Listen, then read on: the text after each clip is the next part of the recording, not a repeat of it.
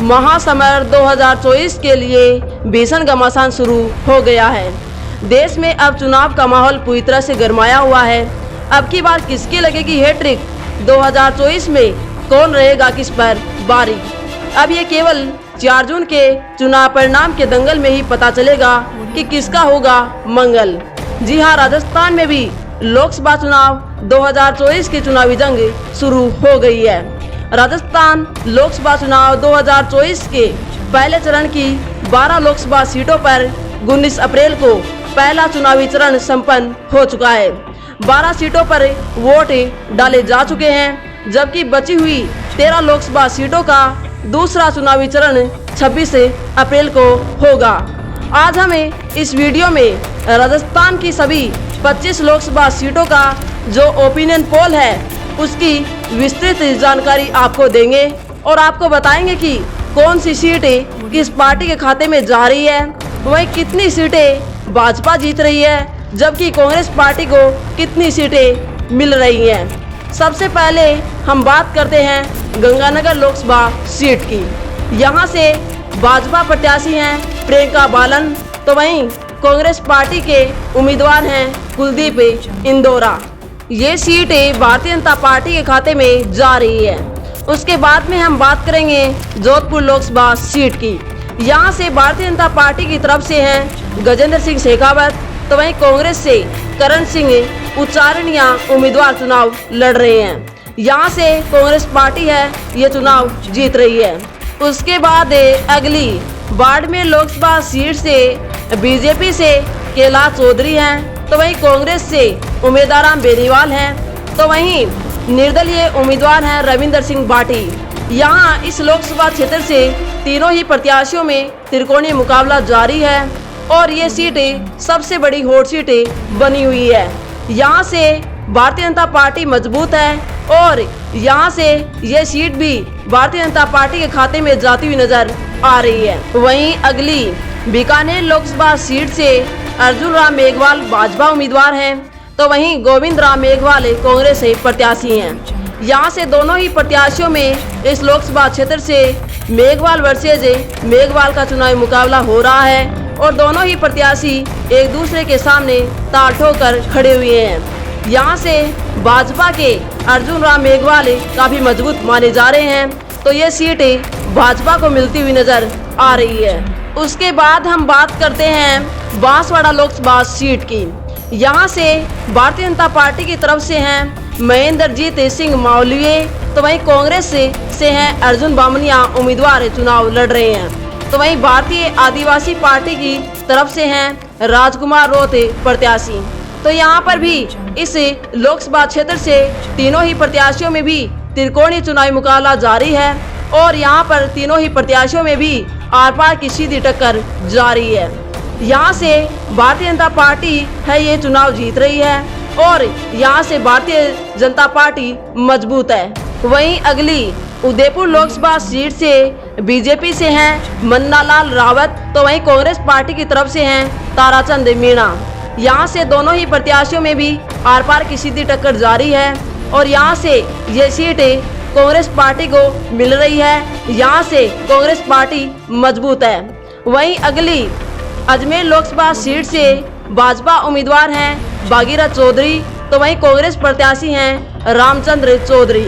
यहाँ पर दोनों ही प्रत्याशियों में चौधरी वर्सेज चौधरी का सीधा चुनावी मुकाबला जारी है और यहाँ से कांग्रेस पार्टी के रामचंद्र चौधरी काफी मजबूत हैं, तो ये सीट भी कांग्रेस पार्टी को मिल रही है और यहाँ से कांग्रेस पार्टी चुनाव जीत रही है। वहीं हम बात करेंगे अगली भरतपुर लोकसभा सीट की। तो यहाँ से भारतीय जनता पार्टी की तरफ से हैं रामस्वरूप कोहली प्रत्याशी हैं, तो वहीं कांग्रेस प्रत्याशी हैं संजना जाटव।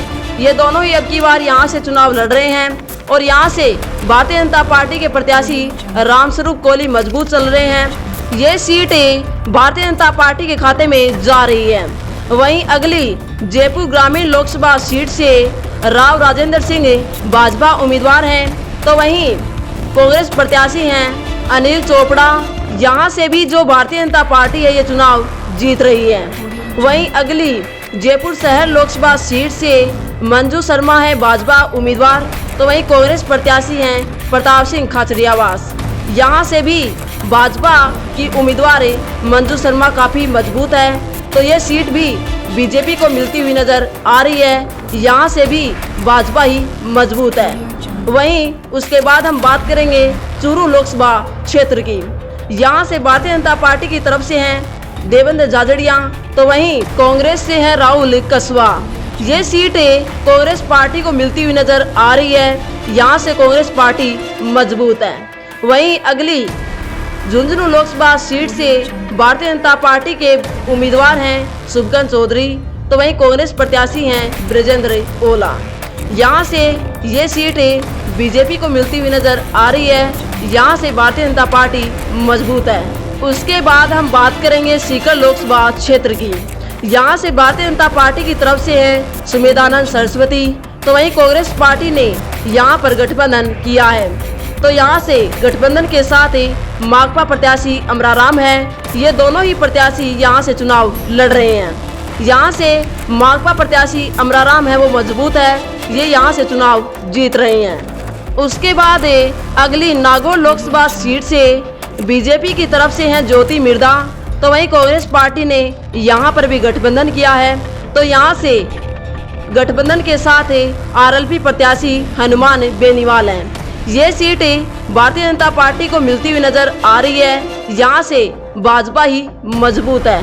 उसके बाद हम बात करेंगे झालावाड़ बारां लोकसभा सीट की। यहाँ से भाजपा प्रत्याशी हैं दुष्यंत सिंह, तो वहीं कांग्रेस पार्टी के उम्मीदवार हैं उर्मिला जैन। यहाँ से भारतीय जनता पार्टी मजबूत है। ये सीट भाजपा को मिलती हुई नजर आ रही है। वहीं अगली भीलवाड़ा लोकसभा सीट से भारतीय जनता पार्टी के उम्मीदवार हैं दामोदर अग्रवाल, तो वहीं कांग्रेस पार्टी के प्रत्याशी हैं सीपी जोशी। ये सीट भारतीय जनता पार्टी के खाते में जा रही है।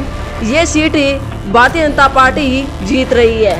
उसके बाद अगली राजसमंद लोकसभा सीट से बीजेपी से है महिमा कुमारी, तो वहीं कांग्रेस से है दामोदर गुर्जर।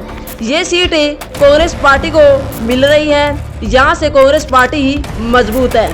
वहीं अगली कोटा लोकसभा सीट से लोकसभा अध्यक्ष ओम बिरला भाजपा प्रत्याशी हैं, तो वहीं प्रहलाद गुंजल कांग्रेस प्रत्याशी हैं। यहाँ से भाजपा के प्रत्याशी ओम बिरला मजबूत है। तो इस प्रकार से ये सीट भारतीय जनता पार्टी के खाते में जा रही है। उसके बाद हम बात करेंगे पाली लोकसभा सीट की।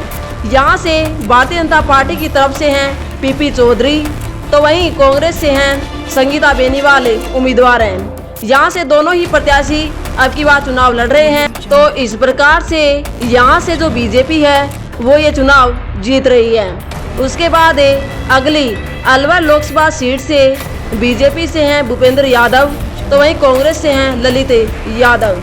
यहाँ इस लोकसभा क्षेत्र से दोनों ही प्रत्याशियों में यादव वर्सेज यादव का कड़ा चुनावी मुकाबला हो रहा है और ये सीट बीजेपी के खाते में जा रही है। यहाँ से भाजपा ही मजबूत है। वहीं अगली दौसा लोकसभा सीट से भाजपा उम्मीदवार है कन्हैया लाल मीणा, तो वहीं कांग्रेस प्रत्याशी हैं मुरारी लाल मीणा। यहाँ से कांग्रेस पार्टी के प्रत्याशी मुरारी लाल मीणा मजबूत है। यहाँ से ये सीट कांग्रेस पार्टी को मिल रही है। यहाँ से कांग्रेस पार्टी मजबूत है।